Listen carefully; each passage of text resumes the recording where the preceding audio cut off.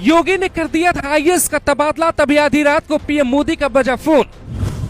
कहते थे वाराणसी में एक पत्ता भी हिलेगा तो पीएम के इशारे पर आज सबूत भी मिल गया।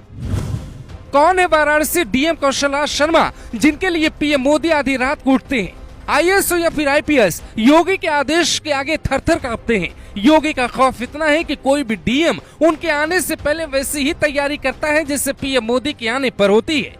योगी का फैसला कोई टाल नहीं सकता, लेकिन दिल्ली से जब पीएम मोदी दखल देते हैं तो योगी को फैसला पलटना पड़ता है। कहते हैं जिन अधिकारियों का काम पीएम मोदी को पसंद आ गया वो उनके लिए कुछ भी कर सकते हैं। आईएएस कौशल राज शर्मा की गिनती यूपी कैडर के कुशल अधिकारियों में होती है। कहा तो ये तक जाता है कि वो सीधे पीएम मोदी को रिपोर्ट करते हैं। वाराणसी में उनकी धमक इतनी है कि उनकी इजाजत के बिना एक पत्ता भी नहीं हिल सकता। पीएम मोदी के इशारे पर उन्हें वाराणसी का डीएम बनाया गया। पिछले 3 साल से वो वहाँ पर बने हैं और पीएम मोदी के हर प्रोजेक्ट पर बारीकी से नजर रखते हैं।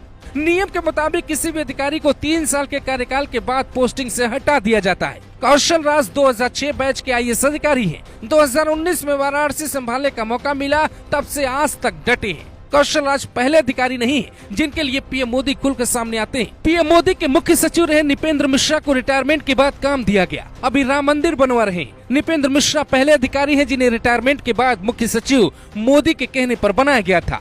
अब सुनिए कौशल किशोर का तबादला क्यों रुका और योगी को अपना फैसला क्यों पलटना पड़ा। हमारे खास सूत्रों के मुताबिक जैसे ही शुक्रवार को तबादले की खबर मिली, कौशल राज ने पीएमओ में तैनात पीएम मोदी के खास अधिकारी से बात की और ये बताने की कोशिश की कि उनके जाने के बाद पीएम के प्रोजेक्ट में कैसे देरी हो सकती है। ये बात देर शाम तक पीएम मोदी के टेबल पर पहुंची।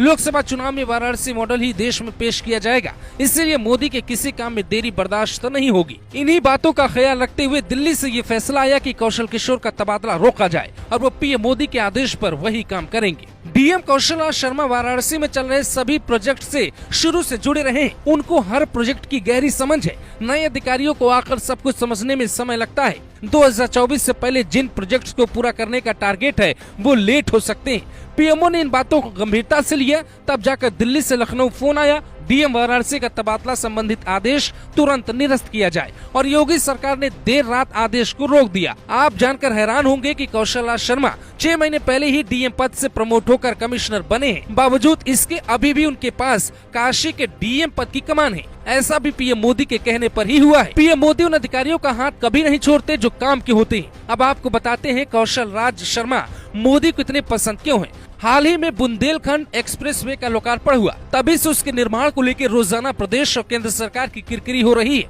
वाराणसी में हजारों करोड़ रुपए की परियोजनाओं का लोकार्पण हुआ, लेकिन किसी के निर्माण की गुणवत्ता को लेकर कोई गंभीर सवाल नहीं उठाया गया। सभी परियोजनाओं की मॉनिटरिंग खुद करते हैं। उनकी छवि है कि गड़बड़ी करने वालों पे कार्रवाई में देर नहीं करते। कौशल किशोर ने कोविड-1 में इतना अच्छा काम किया कि पीएम मोदी ने कई बार उनका जिक्र किया। हालात और परिस्थितियां कैसे भी हो, एक अधिकारी चाहे तो अच्छा काम कर सकता है। पीएम मोदी का संसदीय क्षेत्र होने के कारण बीजेपी सरकार में कौशल राज को ज्यादा परेशान नहीं किया जाता। वो डीएम तो वाराणसी के हैं, लेकिन काम पीएम के इशारे पे करते।